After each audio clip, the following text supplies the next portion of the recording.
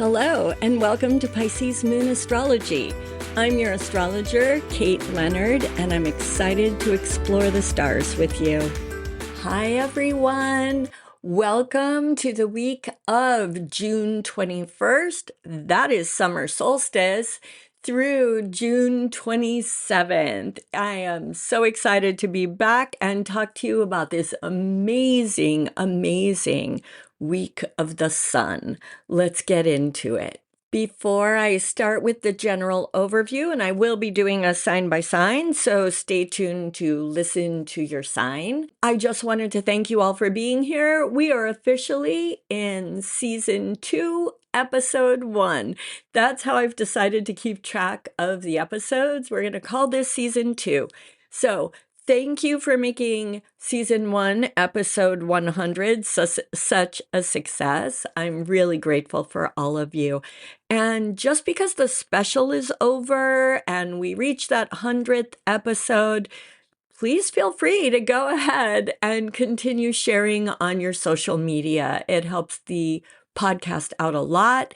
And if you could leave reviews and ratings and all of that kind of stuff, it'd be really great. And I would be so grateful.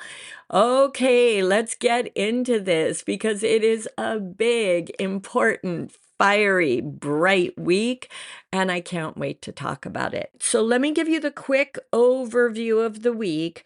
On the 21st, we have solstice. What does that mean? The sun moves into Cancer. This is the longest day of the year. And yeah, this is a time to celebrate shining bright, standing in the spotlight, the celebration of summer. And it's also a time, think of midsummer when the fruit is ripening and it's just a time of abundance.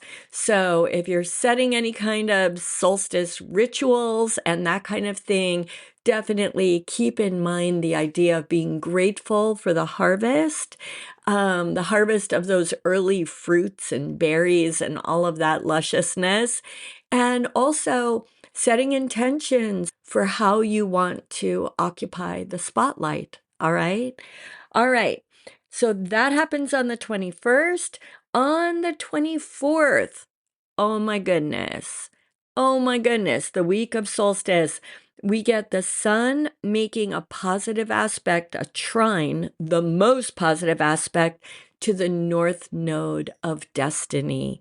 This is shining the light on what you need to see to move forward along your path of destiny. Expect for illumination to kind of, it's the cosmic street lamp in a way, right? Like, here's your path.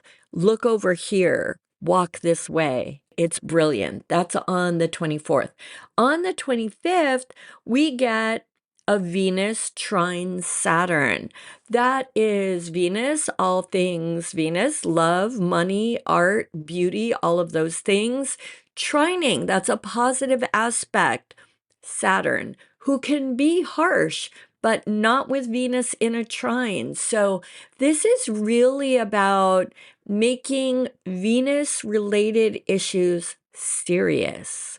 All of you people falling in love and all of that kind of thing, this is a really good time to build a solid foundation and get really serious about your Venusian goals. Then on the 25th, we've got actually what I see as the worst day of the week, or not the worst, that's kind of a weird way to put it, but the most challenging day. And that is going to be the sun squaring Neptune. Squares a tense angle. Neptune is kind of the opposite of the sun. It's under the water. It makes things difficult to see clearly and truthfully. The sun is going to be shining on that. So what we might find is that we think we're seeing things clearly, but we're not. It could also shine the light. What is Neptune? Y'all know I hate Neptune, right? You know that is my least favorite planet. Why? He rules lies, deception, illusion, delusion, addiction, all of that kind of stuff. And in a square, we're most likely to get the more difficult parts of Neptune.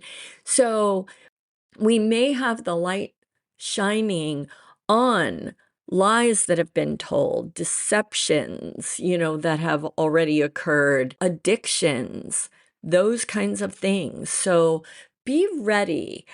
I don't think that ultimately, first, it's not going to last very long. This is probably a couple of days before and after, but be ready. Be ready to face harsh truths, and also be ready on the 25th to maybe not be seeing clearly. So when in doubt, hold off on big decisions or whatever it is, because you may think the light is shining brightly on something, and it's like, yeah, not that. Not that. Okay. And then on the 27th, we get the Mars sextile. That's a positive angle of opportunity. You got to grab it. You don't have to take this one. Mars sextiling Jupiter, the greater benefic. So get ready to get fired up over big projects, big dreams, big goals, all of that kind of stuff. This is also a time that you might be feeling really fiery, really energized to move forward in your spiritual life. Jupiter is the guru planet. So it's not a huge energy, a sextile, but it can be really good when Jupiter's involved. So it's like putting the fire under expansive Jupiter. Okay. Look to see in this case where Taurus, that's Mars will be in Taurus. That's our foundation, our groundedness, all of that. And Jupiter is in watery Cancer. That's our emotions, our soul, our inner truth. So something in there is really about maybe finding passion for our spirituality, our big hopes and goals and all of that, but also the passion to ground that energy into reality. Does that make sense? I hope it does. Now let's get into the big thing. Let's get into the sun in Cancer. All right. So just in general, the sun in Cancer is all about shining the light inward. I know that seems really weird, right? And solstice, we're all out celebrating and people are having beach parties and bonfires and doing all that solstice-y kind of stuff. And there is that aspect to it. There is that aspect. We are celebrating the longest day of the year. Nevertheless, the sun in Cancer is going to also shine the light inwardly. So it's about looking at and illuminating our emotional world. This is about really looking at our emotional connections, our family. Cancer is all about family and those people that we think of as family. So it's going to be really looking at those relationships and how we can deepen our most significant relationships, right? The other thing is it can bring up different kinds of memories, especially around family and friends, past summers. As you're celebrating solstice, you may be remembering those summer breaks as a kid and that childlike joy that you experienced on these kinds of days. You may be really committing to working on finding more emotional connection with people. That's a big thing that comes up now. So throw a party with the people you love and care about and start that bonding kind of thing that this sun is going to bring up. Intuition is also strong. Remember, we always think of the moon as intuition, but Cancer is deeply empathetic and psychic, right? But in the sense of like feeling the messages of the universe. So expect for those kind of things to be available. And if you're interested in working on dream work, working as an intuitive, those kind of things, developing your abilities, this is a good time to do that. Cancer season is also about protection, nourishment, our emotional well-being. So working on having the light shine on those kinds of issues so that we can work on them is very likely to come up. Okay, let's get into the sign by sign. So as always, you want to listen for your rising sign. That's who you are, and that's going to be most accurate. If you don't know what it is, then listen to your sun sign if you're born during the daytime, and listen to your moon sign if you're born at night for the most comprehensive sense of how this could impact you. Listen to all three. Why not? Why not, I say. All right, let's get started. Okay, for Aries. Well, of course, this is hitting you in your fourth house of home and family. So all of that stuff I said about connecting with family and deepening your emotional relationships with family members or people in your tribe that you consider, like family, we're like sisters, those kind of family members. Yeah, this is just a time to really celebrate those people, open up emotionally to them, and deepen those relationships. It's Mercury is in the house with the sun. So communicate openly, share what you're thinking and feeling. And I think it's going to be a beautiful week for you and your family. All right, moving on to Taurus. Taurus, this is in your third house of communication, writing, local community, and siblings.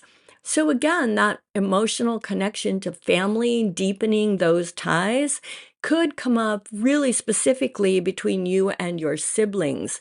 But this is also about lighting up your role and your emotional connection, or your deep connection to your local community. This could also have to do with shedding the light on a more loving way of communicating in general, whether that's through your writing or just through your conversations with people, right? Just really coming from a more emotionally true space. So working on those kinds of issues, having the light shine so that you can see, oh, look, I can be saying this in a more loving way. I can offer words of support. I love it. That's really beautiful. Gemini, this is hitting you in your house of money, your second house, house of money.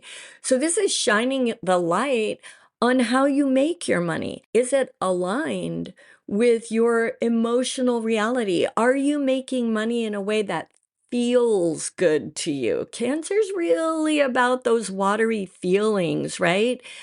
So you should expect to be able to see more clearly, except for that Neptune day. You should expect to be able to see more clearly and analyze how you're making your money, how you'd like to make your money, so that it's really aligned with your truth, but with a kind of inner truth. This is also, you could be seeing more clearly ways to make money to keep you safe. So getting out of debt, creating a savings account, those kinds of things that we do with money that are our safety net, right? So you may be getting clarity around those kinds of issues. All right, and Cancer, what can I say? This is your first house. You will probably be seeing yourself more clearly, okay? And this is going to be about really looking deeply into yourself and identifying your emotional needs, how they're being met, and how you might meet them more fully. Okay, so this is really about you going into you and standing in the light of your emotional truth. Look for those kinds of insights and opportunities. Leo, this is happening in your 12th house. Boy, Leo, be waiting for the prophetic dreams, the psychic awareness that gets downloaded while you're sleeping. That's a whole lot about what's going to be happening for you. So look for those dream messages.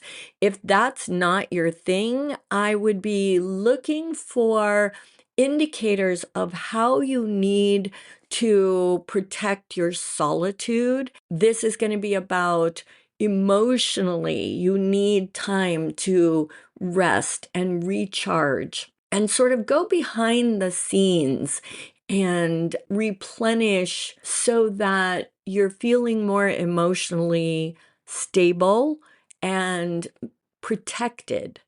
The other thing that the 12th house can have to do with is literally shining a light on work you need to be doing behind the scenes. So if you have any kind of projects that are in like the pre-launch phase, you may be seeing those more clearly. Okay. And for Virgo, this is happening in the 11th house of your tribe. These are your friends, group identity, group affiliation, right? All of that. This really is that summer solstice beach party. Think of that vibe, and that's what this week is for you. If you are not doing, and I know you don't all live by the beach, but, translate beach party into whatever works wherever it is you are. But this is that. This is like get together with the people you love, because like your chosen family, right? Our tribe, those people that are our ride or die people. Get together with those people and celebrate the bounty of your relationships, of having the blessings of friendship and all of that, okay? You are the quintessential summer solstice party. Try saying that real quick. All right. The other thing this could be is shining the light on what kind of groups you would like to start or join or whatever that are really aligned with your spiritual and emotional truth. So you could be finding people and finding connection as well this week. I love that. That's pretty cool. Okay, Libra, this is in your 10th house of career. How are you making your money? What are you doing every day? There's going to be light shining here and a way for you to shine professionally. Okay, don't forget that aspect of it, but you will shine professionally by being really authentic, really true to your deepest truth. That's how you're going to shine. But you may also discover opportunities this week of how, of work you could be doing or a project you could launch or a project you could be a part of that is really aligned with who you are deep inside yourself, kind of that dream project that allows spirituality or emotional need to marry our work. Does that make sense? I know that's a little weird, but that's what it is. So align with your spiritual and emotional truth and you will shine at work. Okay? All right. And for Scorpio, this is happening in your 9th house of foreign culture and foreign travel, spirituality, and higher education, also publishing. So for any of you writers, this would be a really good time to be working on getting whatever it is you're doing published. Mercury's in the house too, rules writing. Okay, so this is a lucky time. The whole month that the sun is in Cancer could be lucky for you that way. But this is also about, are you taking a summer trip? It should be wonderful. Go someplace where your soul feels good. So this is not the time just to go on whatever, I got the budget tickets to go to some rando place. This is like going on a pilgrimage. That's what it's like. Going on a pilgrimage. Where is that place that your soul calls you to? This would be a great time to do that trip.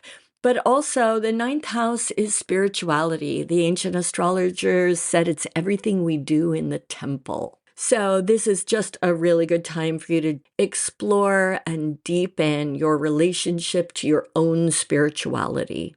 Okay, I love it. I love that a lot. Okay, and Sagittarius, this is happening in your 8th house of joint finances. So this could be a really good time of investing in businesses, projects, whatever it is you're investing in that are aligned with your core values. That's where you're going to make your money. So don't just go invest in whatever blindly. This is the time to really, invest in companies, corporations, projects, whatever it is that you believe in, that you feel good about. Like, my money is in this whatever environmental something company, whatever your thing is. You could probably tell what mine are, right? The other thing this is shining the light on fear and deep trauma. So this is a time of healing by really acknowledging, really looking at ways that you carry fear or ways that you've been hurt, so that you can shine the light. What is that saying about, the devil doesn't live where the light shines, or something like that, or the devil only lives in, what is that saying?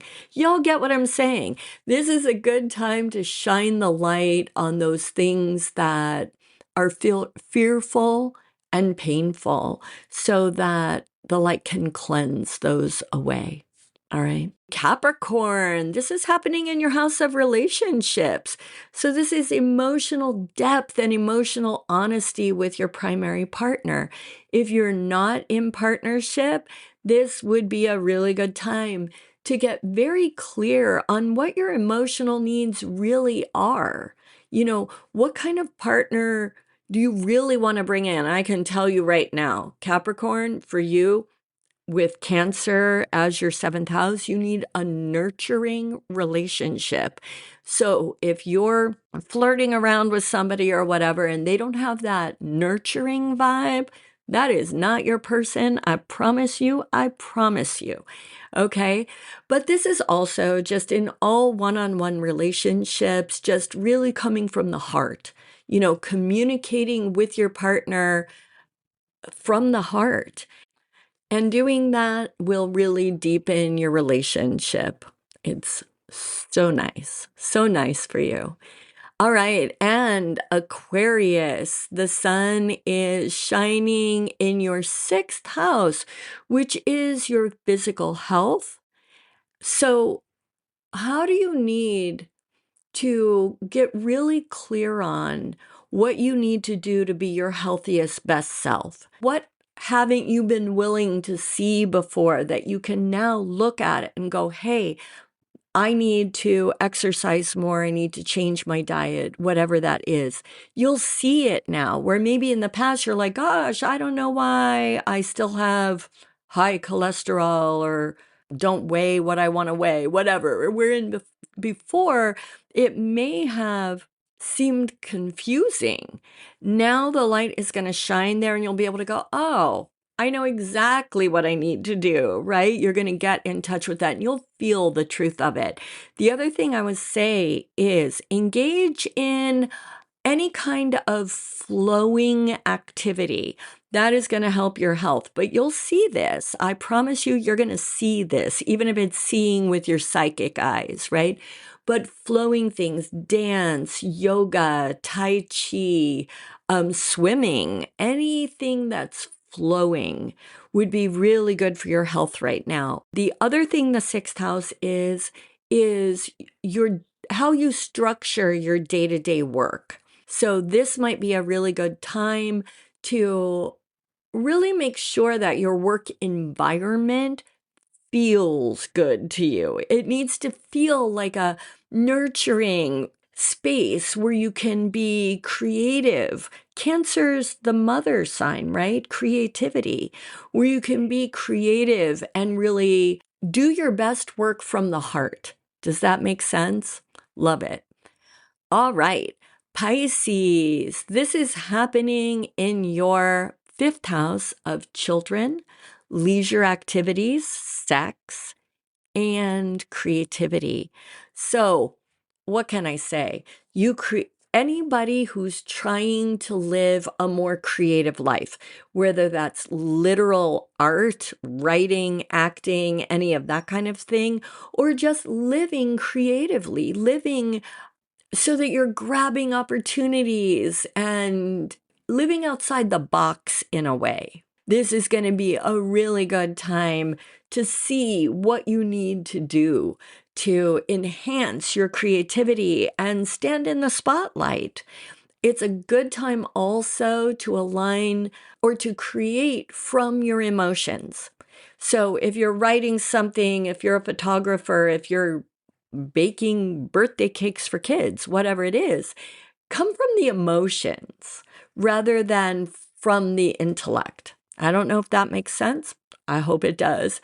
The other thing is this is just a time for really nice sex that's deeply emotional. So y'all enjoy.